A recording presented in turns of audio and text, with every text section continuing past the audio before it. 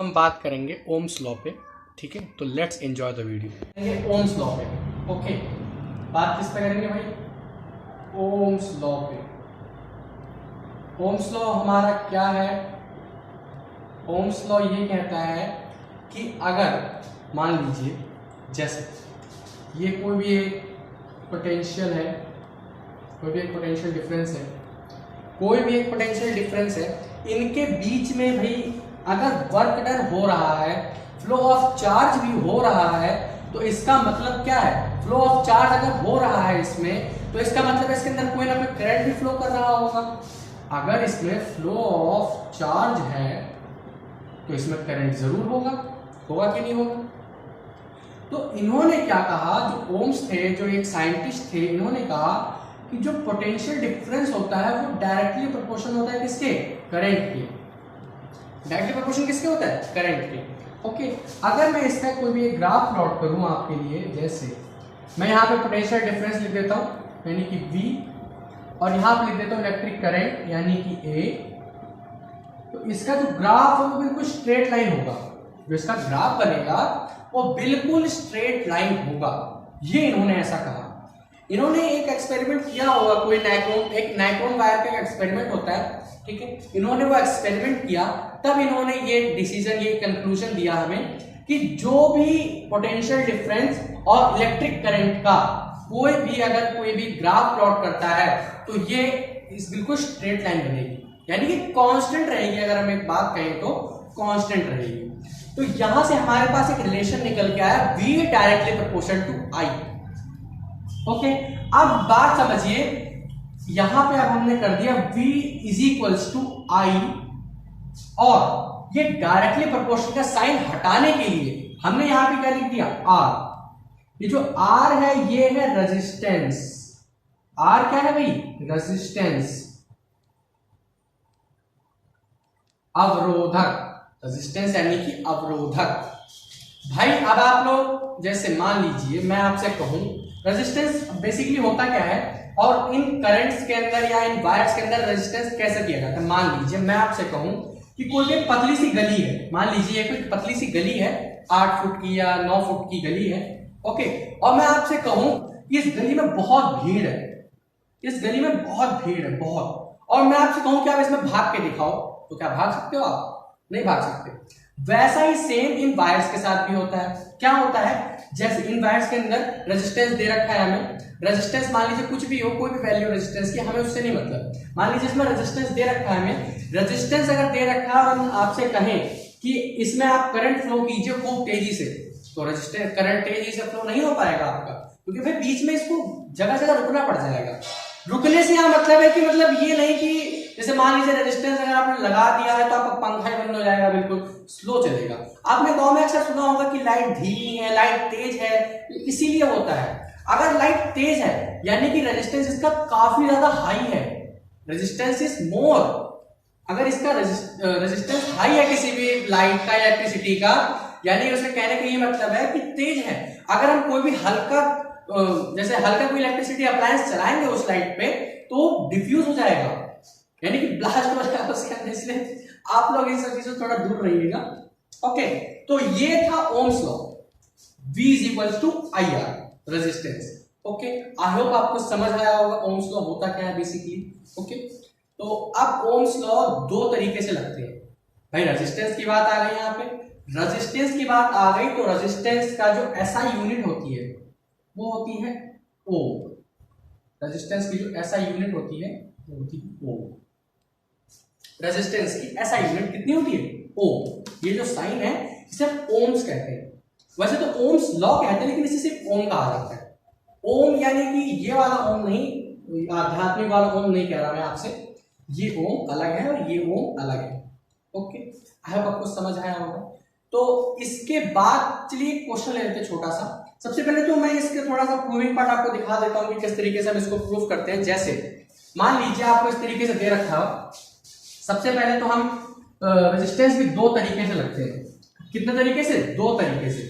एक तो पैरेलल लगता है, कैसे लगता है? पैरेलल, और एक लगता है सीरीज में। जैसे मान लीजिए ये कोई एक इलेक्ट्रिक सर्किट है, मैंने इसमें एक रेजिस्टेंस लगा दिया, ठीक है, एक रेजिस्टेंस मैंने इसमें लगा दिया, तो ये जो हो गया ये तो हो गया सीरीज। ये कैसा हो गया, ये हो गया सीरीज, ये तो हो गया सीरीज का हमारा। ओके, इस तरीके से ऐसे ऐसे ऐसे ऐसे और ऐसे, ये कैसा हो गया हमारा सीरीज में। यानी कि अगर मैं यहां से एक वायर कट कर दूं बीच से, तो पूरा का पूरा सर्किट बंद हो जाएगा। ऐसा बंद हो जाएगा, पूरा सर्किट बंद हो जाएगा। लेकिन लेकिन लेकिन अगर मैं इसी जगह पे इसको कुछ इस तरीके से बना दूं, जैसे कि इस तरीके से मैं इसको बना दूं,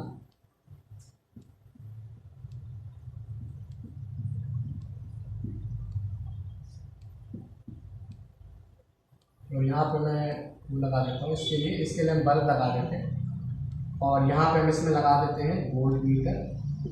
ओके, अब जैसे मान लीजिए मैं यहाँ से एक सर्किट, यहाँ से मान लीजिए वायर कट कर दी, वायर मैंने यहाँ से 20 से कट कर दी, यहाँ से 20 से मैंने वायर कट दी, और मान लीजिए मैंने इसमें भी एक बल्ब लगा दिया, ठीक है, इसमें भी एक बल्ब लगा दिया, तो यहां से कट करने के बाद ये बल्ब नहीं बुझेगा, कट कर देने के बाद ये बल्ब नहीं बुझेगा।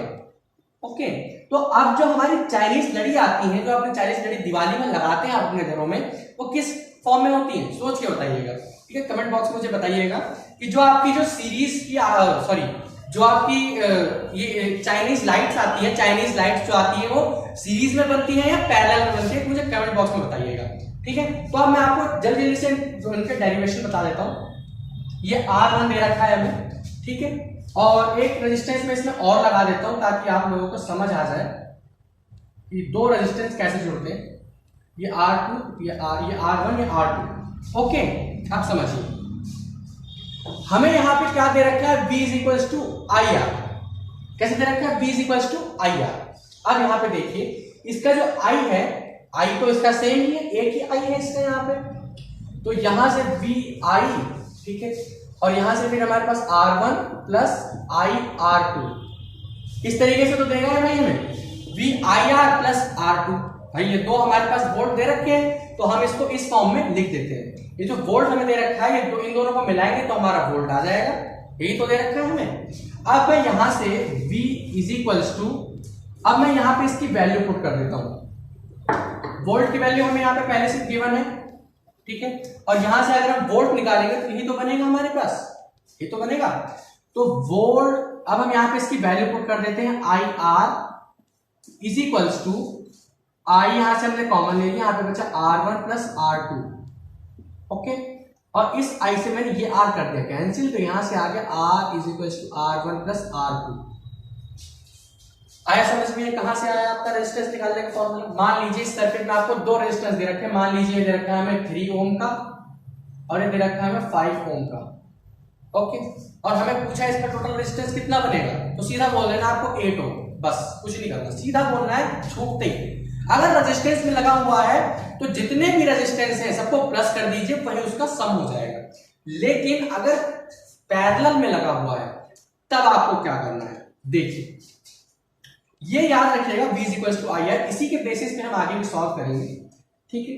अब देखिए, अब हमें यहां पे इसका करंट देखना है, तो V is equal to I R है अगर, तो ओके, तो I इज इक्वल टू क्या हो जाएगा, V अपॉन R, ठीक है, ये हमारा करंट बनेगा, ठीक है।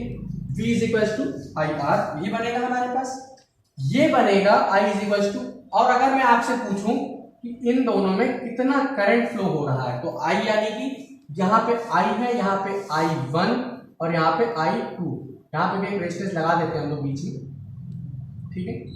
और मैं आपसे पूछूं, अब मैंने जैसे इसको इस तरीके से कर दिया है, दो रेजिस्टेंस लगा दिए हमने यहाँ पे पैरेलल में, तो मैं आपसे पूछूं कि इन दोनों में कितना करंट फ्लो हो रहा है, कितना करंट फ्लो हो रहा है, तो आप कैसे बताएंगे। देखिए, आपको दिखाऊं, जैसे I इज इक्वल टू कितना दे रखा, I1 प्लस I2, तो यहाँ पे I1 की वैल्यू कितनी है, V अपॉन R1, और I की वैल्यू दे रखते हैं V upon R is equal to V upon R1 plus V upon R2। यहाँ से हमने ऊपर से V कॉमन ले लिया, तो यहाँ से बचा हमारे पास V upon R is equal to V upon 1 by R1 plus 1 by R2। यहाँ से V से V होगा कैंसिल, तो यहाँ से 1 upon R is equals to बचा हमारे पास 1 upon R1 plus 1 upon R2। Okay, अब पहले आप समझ लीजिए दोनों को कैसे करना है आपको। यहां से आपको क्या निकालना है, V is equal to I R आपको गिवन है सिंपल सा, तो यहां से आपको मान लीजिए I निकालना है, सॉरी वोल्ट निकालना है, तो आई R1 प्लस आई R2, यही चीज तो होती है, क्योंकि हमें यहाँ पर रेजिस्टेंस दो दे रखे हैं तो दोनों की वैल्यू अलग अलग है, तो हमने यहाँ पे दो रेजिस्टेंस लिए, यहाँ से हमने I कॉमन ले लिया, I से I हो गया कैंसिल, तो यहाँ पे सीरीज में रेजिस्टेंस निकालने का फॉर्मूला होता है R is equal to R1 plus R2, और अगर पैरेलल में निकालना है आपको तो यहां से होता है 1 upon R is equal to 1 upon R1 plus 1 upon R2। अब मैं अगर आपसे कहूं एक न्यूमेरिकल लेते हैं, जैसे हमें यहाँ पे R2 की वैल्यू दे रखी है 5 ओम, वही ले लेते हैं वैल्यूज, और R1 की दे रखी है हमें 3 ओम, ठीक है, तो 1 अपॉन 5 प्लस 1 अपॉन 3 यानी कि 15 और 3 प्लस 5 यानी कि 1 by R is equal to 8 by 15, तो R is equal to 15, R is equal to 15 by 8, तो यहां से R की वैल्यू कितनी आ गई हमारी 1.7876, यानी कि 1.8 समथिंग, यहां से हमारे रेजिस्टेंस की वैल्यू आ जाएगी। ओके, तो आपने देखा ओम्स लॉ कैसे डिफाइन करते हैं, ठीक है, तो ओम्स लॉ तक हमारा टॉपिक यहीं एंड करते हैं फिलहाल। आपको इस वीडियो में मजा आया होगा, ओम्स लॉ की पूरी वीडियो, ओम्स लॉ में जितनी भी डेरिवेशंस थे मैंने आपको सारे बता दिए हैं, तो पढ़ाई करते रहिए। All the very best.